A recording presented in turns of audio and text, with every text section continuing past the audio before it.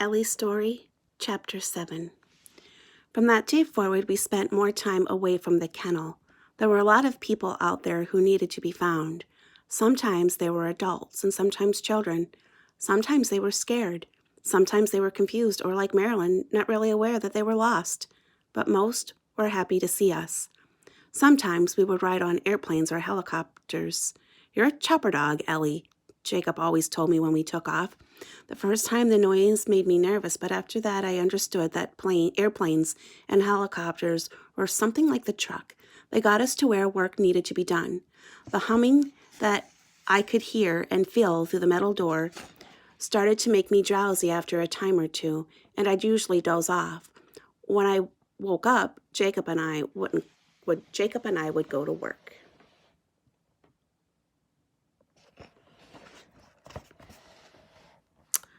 One day, Jacob took me in the truck to the biggest pond I'd ever seen. There were a lot of people there, but a man and a woman ran toward the truck when we pulled up, talking frantically before Jacob let me out of the cage. The woman pulled a limp purple sweatshirt from a big bag over her shoulder, and Jacob held it down for me to smell. "Can your dog really?" The woman began sounding like she was about to cry. We're not even sure how long it's been. I thought for sure Charlotte was playing with a few other kids down by the water, and when I looked up, she wasn't there. They didn't even remember seeing her leave.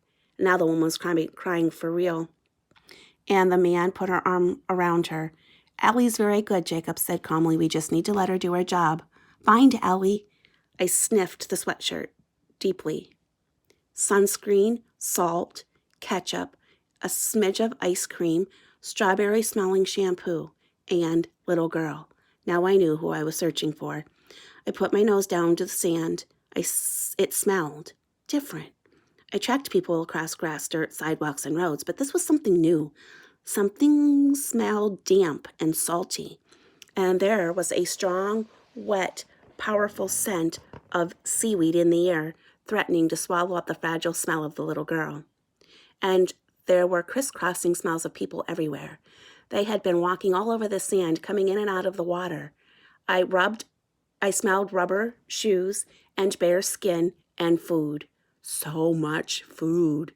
Someone was grilling hot dogs. Jacob sometimes cooked those on the stove and let me have a taste. So delicious. It was hard to resist the temptation to lift my head up and take in a big breath of that lovely smell, but I kept my head down. I was working. I paced back and forth, making my way down toward the water. It was very strange water. The smell of salt from it was strong. I thought that the fountain Jacob had jumped into was big, but it was huge, and it moved. It growled, too, as though it were angry. I would rather have stayed far away from it, but the girl's trail was leading me right toward it. I had to follow. Then the water, to my surprise, swept up close to my paws. I'd been following the trail right across the sand, and all of a sudden, the water rolled up to me, and then back. The smell had been washed away. I jumped back in surprise. "It's okay, Ellie," Jacob said. He followed close behind me. "Fine." That wasn't fair. The water was coming up to wash the smell away. Irritated, I set to work harder. The trail must be somewhere. I found it again in less than a minute. The little girl had been wandering close to the water's edge. The water kept moving, trying to trick me, but every time I lost the trail, I found it again. My nose stayed right down near the sand. "Doggy, doggy," a high voice said, and little hands were patting me. A tiny boy grabbed at my fur and giggled. His hands were sticky with salty water and drips from a popsicle, and ordinarily I would have licked them clean. "Will he bite?" asked the woman nervously. "She won't bite, but she's working," Jacob said from behind me. "Could you please?" But I could already tell this wasn't the child I was supposed to find. So I gently walked around him and kept going. Moving quicker and quicker, Jacob was falling behind. Something round landed in the sand beside me, and I looked up, startled. "Fetch!" a teenage boy yelled. I nosed at the thing. It was hard and plastic, and it looked like it might be nice to chew, but it wasn't work. I kept going. The girl's smell left the water. I followed it up the sloping sand and felt it growing stronger. I looked up to see a playground with more young humans that I had ever seen running wildly around. They slid down slides and climbed up ladders just as I had learned to do, but they didn't seem to treat it as seriously as work should be treated. They were playing and making a lot of noise doing it. The tracks of so many children crossed and crisscrossed the sand, and the smile I was following was buried. I paced back and forth, turning in a half circle. Where had it gone? I lifted my nose and tried the air. She was close. She must be close. I could find the smell I'd find the smell again if I just didn't give up. And I did.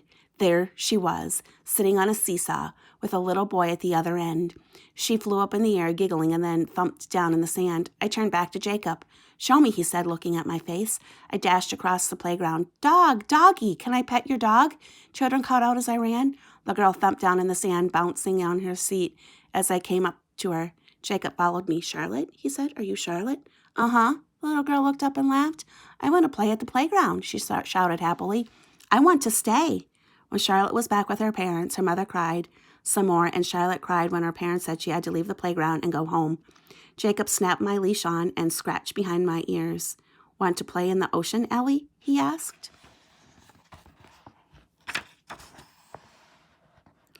He took me down to the water. It kept sneaking up and trying to get me wet. I jumped back and barked, and once I tried to bite the bubbly water that swirled over my paws. Jacob actually chuckled a little. It was a happier sound than I had heard from him before. He found a stick and tossed it into the shallow water. Cautiously, I waded out to get it. The water sloshed around my feet and brushed against my fur on my belly, but it wasn't as bad as I thought it would be. I felt anxious, though, worried Jacob might go out in the water and sink in it. The thought was frightening. I snatched the stick up, tasted salt and wood, and raced back to Jacob, splashing all the way. For once, there was a real smile on his face. This is the ocean, Ellie. The ocean, he told me, and threw more sticks until I was running in without any hesitation to get them, dashing in and out of the waves, wet from nose to tail. I was happy. Jacob was not going to sink. He remained safely on the shore, grinning. I felt that thing that had such a tight clench on Jacob's heart loosen just a little as we played.